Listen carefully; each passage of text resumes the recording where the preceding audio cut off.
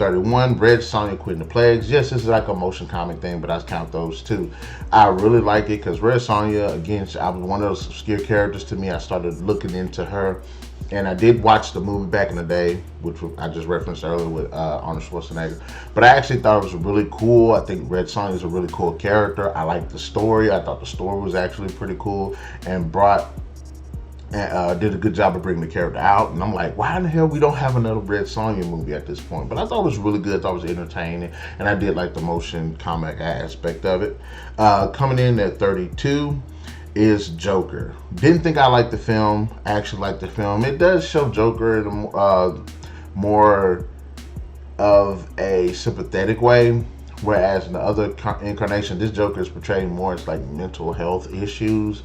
And it was good, bit interesting insight into it. And not only is it because of the characters, but it's because of Joaquin Phoenix's performance, and he did a really good job with the character.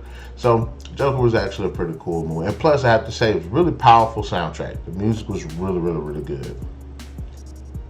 Oh, I think Zaza was in this film as well. So, she popped up in a Marvel movie, and then she popped up in a DC movie. 2 for 2. That's what's up.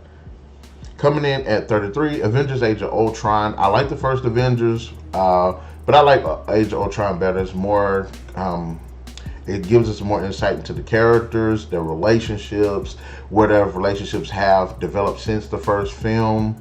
I like Ultron. I thought he was an interesting villain. Would have liked to see more progression with his character, but I thought it was okay. Wanda was actually introduced, one of my favorite MCU characters. She's played by Elizabeth Olsen. Love her. She's one of my movie sweethearts. I like the action sequences. The music is really good. And like I said, we got a really cool fight with the Hulk in this film. It's Iron Man versus the Hulk, and that's one. I'm sick and tired of Hulk movies coming out and they fights be all like PG-13 and suppressed. No, I want it action-packed, complete destruction, raw, and this movie gave it to me. So I really appreciate that too. 2 thumbs up to that as well. Now, let's go ahead and jump into 34. Batman: Mask of the Phantasm came out in theaters in the 90s. Really good, like Batman's first animated theatrical release. Really good movie. It has really good heart to it. A really good emotional insight into who Batman is and what has led him to become Batman. We had the Joker. Mark Hamill just completely kills as the Joker. He's silly, he's funny, he's threatening. The story itself is really, really dark.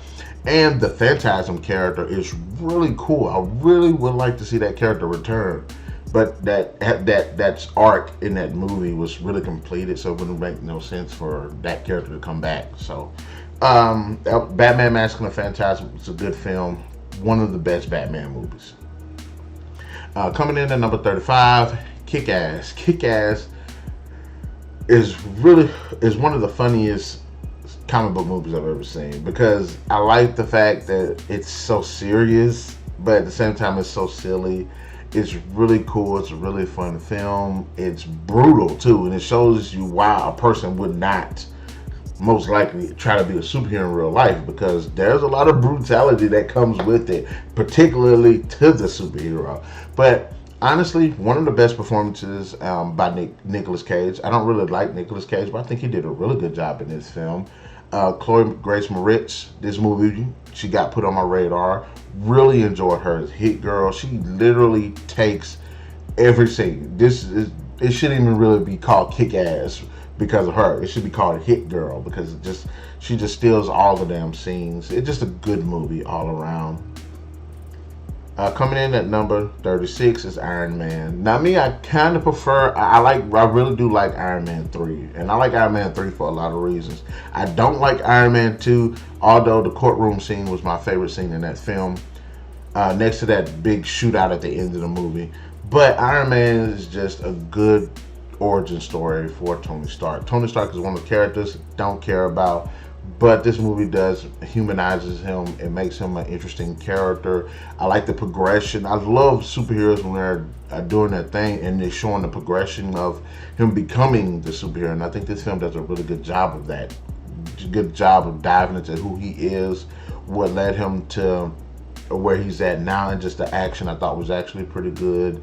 I really did like the cast. I like Gwyneth Paltrow with Pepper Potts, and I like their back and forth banter. Terrence Howard I thought was okay. I do like Don Cheadle, who pops up, who replaces him as James Rhodey, but and there is a missed opportunity in this movie for a missed opportunity towards the end, and if you've seen the film, you know what I mean. Well, I'm like, why did they just do that? Why would they sit there and introduce the idea of it and then just gloss over it? So, Iron Man, I actually did like. It's a good movie. Coming in at number 37 is Whiteout. Now, Whiteout features Kate Beckinsale. Kate Beckinsale is one of my favorite actresses, hands down. I like this movie because it's good seeing her in a role like this, because she plays this, I don't want to say security guard detective or anything, but she's investigating this death that has happened in this isolated facility in not Alaska, not Antarctica, but it's one of those cold regions. But this is a pretty suspenseful movie.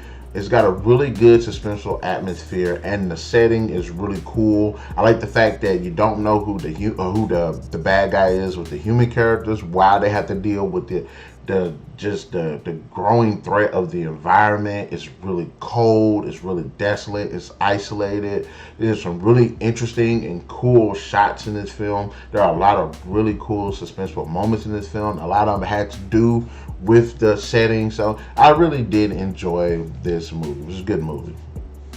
Coming in at number 38 is Vixen. Now, Vixen was actually like a mini series of like 3 episodes, and somebody just compiled it and put it into one movie, which I think is really good. And it's set in the Arrowverse, which kind of pisses me off, because I'm like, so we get all of these other characters that got the live action series, and then the one black chick, the Hut series, is freaking animated.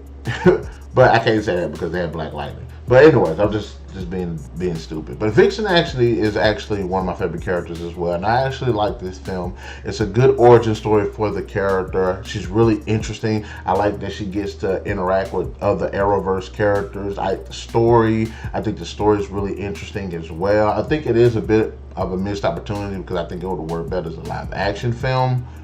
But I did like the story. I like the action. I like the animation. I like the voice performances. It's just a great movie. I really enjoy Vixen. Coming in, you can't have nice things without people sitting here calling you.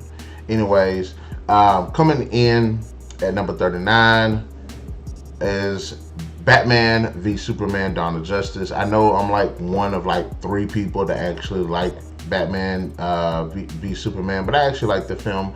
I like the fact that Batman, it's a different take on Batman, because you get to see a bit more into his trauma, into his anger. He's older now, and I like the fact that he does not give a crap. He's a bit more violent. He's a bit more brutal. I like that, because it's one of those moments where it's like, okay, either you die a hero or you live to see yourself long enough to become kind of the villain. And I see that story with him, where he's becoming more violent with the criminals and stuff like that. He kills in this film, and I like that. I like the fact that Superman questions himself. I like the social aspect of it. Should there be a Superman? I like the fact